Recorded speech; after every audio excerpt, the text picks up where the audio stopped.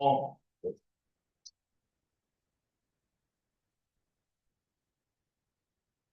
Okay. Okay, so I'm Joseph Thywissen. I do research in ultra-cold atom physics, but I've also taught physics 1600, which is scientific communication. So if you're around next year in a grad student, you can take that course. But otherwise, there's an advanced lecture for that. So what I want to talk about today, Ivan invited me, and thanks for hosting today, Siobhan and Josh, about scientific presentations. So what do you want to think about when you're giving a talk to an audience about your research? And what I want to do is to talk about a talk, not by example, but by examining all the elements of a talk, and then refer to some basic ways that you can consider whether your talk is achieving what you want it to achieve. And I hope that this is like an encouraging message that giving a talk is not an art, but more like a skill that has very easily identifiable elements and ways to improve. And I take it that Pekka Sinero gave a talk about writing scientific papers. Did any of you see his talk last fall? Okay. All right, so what does a good talk have? First of all, there has to be something in the talk that you want to present, and that's its content. Then I think what you're bringing to the room is your interest in the material.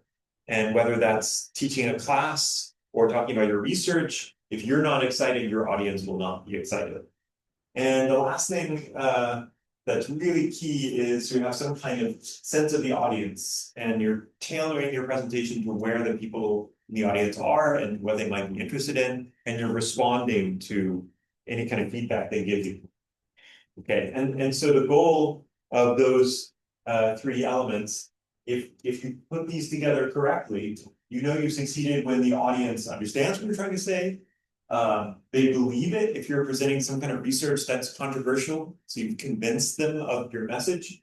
And then if you ask them the next day, what did that person talk about? They have some memory of the talk. It just doesn't go in one ear and out the other. So in some ways, giving a talk is kind of like writing a paper. Both of those are communication exercises.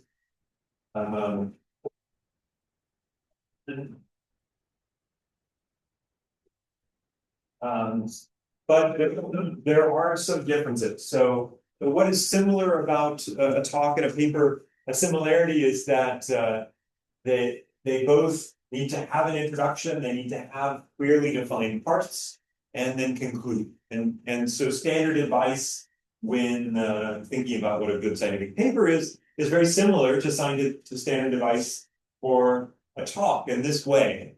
What is an introduction? It answers these questions. What are sections? They're pulling the core of your message or your paper into in parts that you can hold on to, so you kind of know where you are in the story. And then in the conclusion, you reach some kind of climax of your presentation where you've stated what's been done and you summarize and give people what's their take home. So all of that is kind of like writing, but there's a lot of ways in which presenting is not like writing. Okay. And so here's a kind of comparison which I'll go through. A big point about an article is it's random access. You can kind of skim the beginning, go through the figures, go back to the beginning if you don't understand. And because this reading at any time is within an article, articles are often dense. They're economically compact because you're not worried about pacing so much.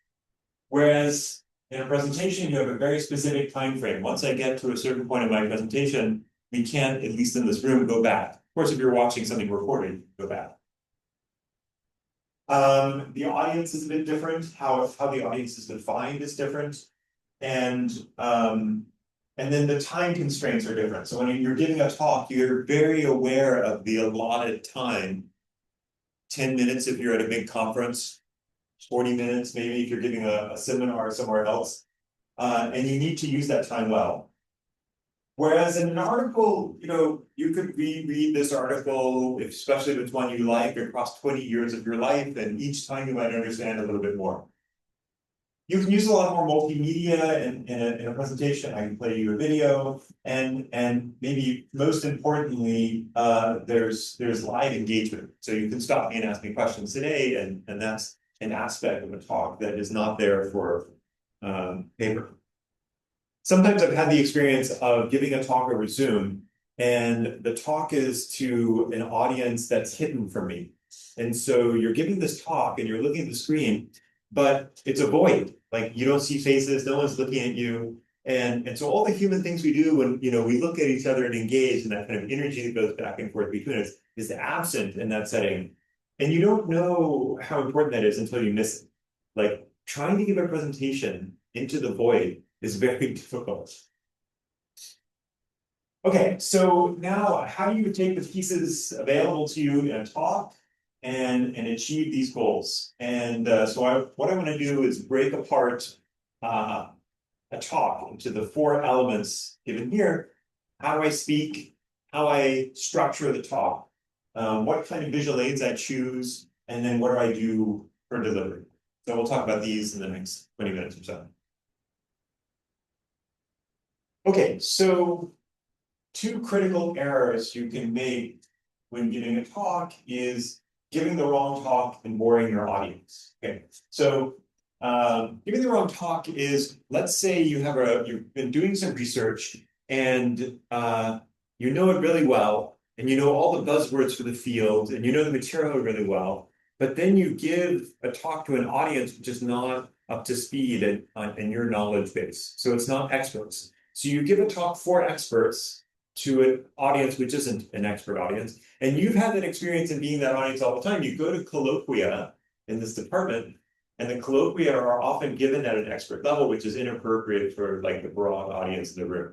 And unfortunately, we sometimes don't know that when we invite colloquium speakers, so they don't know how to adjust their speed and their audience. But it's a critical error. Okay. Something I'm doing right now is I'm reading from the slides. And so it's actually an error. Like you don't really want to read from your slides. And when I do that, I think it kind of bores the audience. Like the more someone is just reading the words on their slides, I think the more bored you become and the more you kind of like tune out what someone might be saying. So notice your attention. Like when I say something off script that isn't on the screen, you actually listen to what I'm saying. But if I'm over here just like pointing and like saying stories, get engaged, and personal anecdotes, engage at a personal level, like that's dead boring. So we'll come back to it, but remember visual aids are aids, and it's actually you giving the talk, not the slide giving the talk. Okay, structure. So here are some critical structural errors you can make. If you get really enthusiastic, you put a whole bunch of stuff in your talk, and it just gets too much, and you can overwhelm your audience. And so, yeah, you can lose your audience, at the beginning or somewhere along the way. And if you're trying to give a controversial talk, or you're trying to convince people of things that is unorthodox, so you're really trying to compel, then you might want to anticipate the bias of your audience. So let's say you go to a community of physicists who have always studied things in a certain way, and you want to propose to them that they've been all doing the wrong thing, and you want to convince them to go this way. You have to anticipate their bias. You can't assume they're on your side to start with. And so you need to take them from where their biases are to somewhere else. So in physics, we're not often trying to convince people of something they're like emotionally opposed to, but in a lot of fields, you really are up against that challenge. Okay, and this first scope, there are just so many ways you can get that wrong. You could go too deep, or you could go too broad, or both, if you try to do too much stuff. Okay. And I think sometimes you'll get some things wrong about you'll, for instance, think you had, the right scope because you thought you knew your audience, but then you'll arrive with the wrong talk. So if you can adjust on the fly, that's great. But if you don't prepare well, you're kind of you're in a difficult position. So thinking about that scope is important. And one way to make sure that your scope is appropriate is to rehearse your talk. So if, for instance, you're giving a conference talk at a conference that gives you like 10 minutes for a talk and 2 minutes for questions, you need to rehearse the talk with your lab mates or research partners and make sure that you can pace your content out to the allotted time. Yeah, another thing is sometimes people don't do their research. So it happens to me, for instance, that I'm invited to give a talk and my host doesn't tell me really how long the talk is. So they'll say, would you like to give a seminar? Come to our university and give such a seminar. And I think, wow, that's a really nice invitation. Sure. And then when you're preparing the talk, you say, wait a second, do I have 40 minutes for this talk or is it an hour talk? Is it going to be like an hour plus half an hour of questions? Or is it 1 hour, I have to squeeze it all in, we start at 10 after, and then we need 10 minutes for questions? And those are very different talks that you can give. With 20 extra minutes, the amount of content could be very different. Also, I often find myself writing back to my host and saying, can you tell me who's going to show up? Like, is it grad students? And is it grad students in my field? Or is it grad students in all fields? And will other faculty be there? Like, who's in the audience? They don't tell you that when they invite you. And so, not knowing who is there, not knowing your audience is a problem because you're imagining something which is not contents of the talk. Okay. This is a good tip. Have a strategy for skipping material. So have you been to a talk where the speaker looks at the clock and says, uh-oh, I only have 10 more minutes. I better speed up. And then they're like, and you almost can be assured that at that moment forward, you're going to understand, you're not going to learn anything because the speed at which the talk proceeds at that point is just too fast. And so a far better thing to do is at that point, the speaker has a strategy. They knew that might happen because they've given talks before, and they say, okay, when I have 10 minutes left, I need to make a decision. Am I going to cover this topic or skip it? And so those are the people who say, oh, well, if I had time, I would have talked about this, but I didn't, ask me afterwards. And then they'll like maybe flash through their slides or jump forward. So have a strategy for skipping material. One thing I've seen people do is, and there are some presentation tools where you can type a number and you can skip to another slide. So if I type 1 right now, my screen, yeah, you see it there. It says, go to 1. So I could skip to 1 right from here instead of flashing through all the slides. And if you know what your slide numbers are, so you have a little crib sheet, then those branching decisions can be, okay, skip to slide 42 if you only have 20 minutes left here.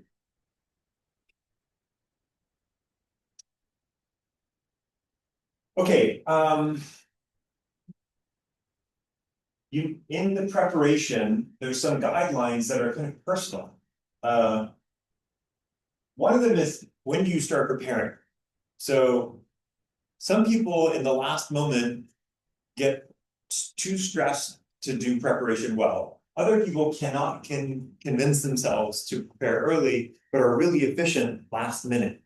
And so, are you a last minute person or not? You need to kind of know that about yourself. How long do you need to make a talk? And you're only going to know that by trying to make talks and then realizing you've had plenty of time or not enough time. Another thing is, how many minutes per slide? I know that for me, when I give a scientific talk, the layout I typically use, the amount of information I like putting on a slide, it takes me about a minute a slide. So when my host tells me you have 40 minutes, I know I have time for about 40 slides. But some people like having a denser slide and going through things more slowly, and they might be 2 minutes a slide. Okay, so that's a kind of personal thing, and you need to have a style you develop, and that's really through experience. Okay. Mostly, I would say, detailed materials for questions you keep as backups. So when you're editing your slides and you realize you don't have enough time, you don't have to delete the slide you didn't have time for. You can move it to kind of an appendix that you don't necessarily show. And then when someone asks a question about that detail, you're ready for that.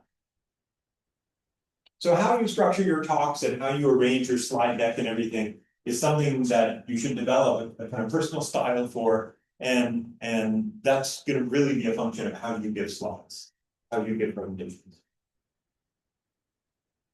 Okay, so now let's talk about visual aids. And the main thing I want to talk about is the classic PowerPoint layout and why it's problematic and not a great way to present. So the person who's really pushed that in the communication community is someone by this name, Prof. And he wrote a book called PowerPoint is Evil. And he really pushes this evil thing. He says, PowerPoints, it's power points. And they call them bullets, and enforcing power with bullets does not sound like a good thing. And the metaphor is too accurate. And so the punishing part for the audience is that even though bullets seem to be very organized, it elevates the format over the content. So when you look at a PowerPoint slide, kind of like this one, okay, then the content it's clear that I have a title and I have some content, but that doesn't already communicate my message. You're not really using a visual layout to communicate physics. Okay.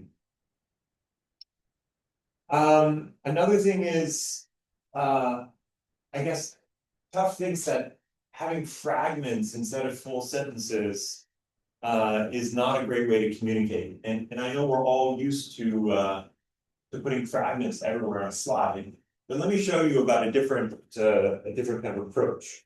Okay, so here's an example. Is this an effective visual aid? I want to talk about this sampling system, and then I describe in words in these fragments. This is like a typical PowerPoint slide you would see. Is that effective? Or what about something like this? Okay, where now when you look at the visual layout of this slide, you're using space to tell your message. Okay, you can see that there's a journey that data might go on from left to right, and you see that along the way there are things, measurement, converter, data. Okay, and this visual replacement of these words is now a visual aid. The words are gone. That's because I'm here and I can say the words. So I can say, the vibration is measured by an accelerometer. And then you're listening to my words and then you're looking at the visual aids. And then next, the analog signal is converted, to a digital signal. We sample it at a certain rate, and the rate is high enough to retain the shape. And now you see these dots that follow the shape. And so the larger point is, don't write your presentation into the text and bullets of the slide. Your presentation is you speaking, and the thing projected next to you is an aid, a visual aid. So make it a visual story. And that should be a challenge to you when you're making a good talk. A very quick thing is to throw all your text into bullets, but it's not effective. Okay. And so the general idea of one approach called assertion evidence is that you have an assertion, a message you'd like to convince people of in the next minute or two at the top. And then the visual aid here is going to help you tell a story. But that's it. There's no bullets. The text of your talk is not on the slide. The text is going to come from your mouth. You're going to communicate that by talking. And the layout guides a kind of conceptual map for the reader, for the audience. Okay. So the advice here is don't waste your slide with bullets. So here are some basic PowerPoint defaults that are on all your computers. Keynote does the same thing. They're like, oh, look, you can put a little picture next to the bullets, or you can just have the bullets. But you always need a title. You always, that's the standard PowerPoint thing. But look at these kind of slide layout. I've got taken you through one that has like a visual journey beginning to end, but you can use the map, most of the projected space, to have like a graph or a diagram or something like that. And so if you do that, you're really going to take your communication abilities up a level. So here's like the PowerPoint, technique way of doing the slides, but a better use of space for these same messages here is you blow away all the bullets. And then instead of having this fragment, when RF waves are applied, I still don't know what this thing is about. When RF, this is not a good title. But what about this? Applied RF waves add energy to hydrogen atoms, causing some to fall out of alignment with the magnetic field. So that's an assertion. If you think about the assertion, what are we talking about? Oh, there's a magnetic field. There are dipoles, they're either aligned or not. The RF is a wave which is propagating across these dipoles. And so you're using the visual space to communicate something that my words didn't communicate to you. And so this is the assertion, and this is the evidence or the convincing, the visual convincing. Okay, so PowerPoint would be how the MRI process begins. That's not a sentence, doesn't have a period at the end of it. We still don't really know what this is about. Maybe something about a beginning. Okay. An alternative with the same visuals is this. So the superconducting magnet field causes the spin of the atoms in the patient to align. Okay. You could have a period after this, or you could not have a period after both of these. They're full sentences, and no one doubts now what this is about. So the visual aid is then emphasizing the message and has the pattern of assertion, evidence. The classic example is the Challenger disaster. So there was a moment when NASA was trying to decide whether to launch the Challenger, and the engineers sent a fax. This is back in the days of fax, to their management, who was going to make that decision. And this is the fax. Okay, so this was supposed to convince someone who was not an engineer not to launch. Okay, and it failed to convince them, even though the data they had was very compelling. So the data is, the assertion is, the lower the launch temperature, the higher, the more likely that the erosion of the O-ring occurs. And then, so here's temperature at the time of the launch, and you can see that the O-ring damage index, which is what all this data was, goes up like this, and they were deciding on a day where this was the predicted temperature range. So if you showed someone this evidence and you made this assertion, you might convince them, even if they're not an engineer, that this is a bad idea.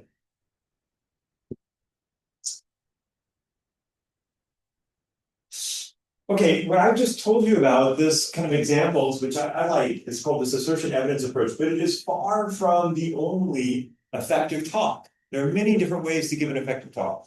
You've probably all seen TED Talks, which are not assertion evidence. And TED Talks are kind of different because they really have a camera that's focused on the presenter. And the presenter knows their talk exceptionally well. And the stuff in the background is not supposed to draw your attention away from the presenter. You're not going to stare at the slide when a TED Talk is going on. You're going to stare at the speaker. Okay? And that's different than a scientific talk where I kind of don't want you to stare at me. I kind of want you to look at the slide and then listen to me. Okay, and then maybe your attention goes back and forth. But a TED Talk has a different strategy for where to draw your attention, and there's going to be very little evidence in the back. It's just kind of like a backdrop. Okay, and it is a very effective method of giving a talk. There are other crazy things which you may not have seen, and I'm not that familiar with. One of them is this thing called pechakucha. I don't know who came up with this word, but could be someone's name. I don't know. But I've seen this happen like in like a science salon. So it was like a general audience thing where people, got a beverage or a coffee or something like that, and they're listening to researchers give talks, but they're trying to do it in a kind of accessible, open way. So not in a university, but like at a cafe somewhere. And just to make the time very restricted, the way this thing works is the slides auto advance every 20 seconds with no control from the speaker, and you're only allowed 20 slides. And so it's all over after however many minutes that is, 6 minutes or something like that. And so that way it's like a bite-sized thing. It happens at a certain speed. The audience knows just what to expect. And it's kind of like fun and dynamic. Okay. So it's like a discipline that you work up to. You see these talks, and you're like, okay, I'm gonna do a pinch of kucha, I've seen that happen once. It's cool. It's not really how any scientific talk would be given. I guess the TED Talk isn't really that either. And then I don't really know what this is. This is something called lessing. But some people love it. So it's a slide every 3 seconds. So it's almost sounds like a stop animation movie that's going on while you're giving your talk or something like that. So has anyone ever seen a lesson talk? Okay. Anyway, there are a lot of ways to give effective talks, but think about what your strategy is. Have a strategy, and don't just default to PowerPoint. That's the sure way to give a boring talk. Okay, I just did one of the things that I consider to be a critical delivery error, which is if you don't know your talk that well, you start your slide with the word A lot of people do that. It's a nervous tick. You feel like a compulsion to fill silence with some kind of noise, but you don't know what to say yet. So instead of saying, I'm going to tell you about delivery errors, you just start with That's not a great idea. There are other things that can happen when you're giving a talk that starts to head south. If, for instance, you use the wrong diction, again, either too informal or too formal for your audience, that's not good. If you're not paying attention to your audience, that's not great. You can lose composure if you just like stress out and lose composure. You can get very nervous, and that's of course gonna degrade your talk. And then distracting ticks. Okay, I was doing one of them just now, which is that I habitually pace back and forth like this as I'm like giving you, pointing to the slide. And I hope it wasn't too annoying to you, but I've seen people who like pace like a caged tiger or something like that in front of the audience. And when that happens, you start to pay attention to it, and it starts to distract you. So the only way to really know that you have a distracting tick or that you start every slide with is to watch a recording of yourself, and then you'll become very aware of some funny quirks that you have. So as terrifying as it will be, I encourage that. This is my last slide. There's some classic advice. Avoiding fillers, I just mentioned to you, making eye contact. Pause when you need to.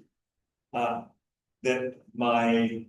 had a grad student who was an extraordinary presenter.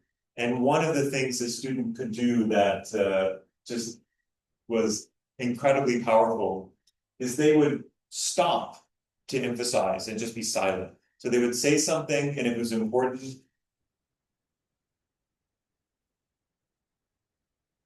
They would just stop. And like when a speaker stops talking, it really gets people's attention. You can't really be looking down at your phone when the speaker stops. You're going to look up, So using that as a tool is amazing. Yeah. Okay, and then one bit of advice is your last slide is really important. So even though you see people do this saying, thank you on your last slide, it's not great, doesn't really help your presentation. Instead, have a summary slide like this that you leave up when doing Q&A. And another thing that people often do at the end of their presentation is they show a list of their collaborators or maybe photographs of people they've collaborated with. That's great, but if you show that, then flip back to a summary when you're doing the Q&A, so the audience can kind of like recall what you were talking about. And so here it is, my final presentation. And in my message is, once you engage your critical thinking that you all are really good at because you're interested in science and doing physics, if you engage that critical thinking about presenting, you can pull things apart into the elements, figure out the optimal strategy, and present well. It's not an art, it's just something you have to think about. Thanks.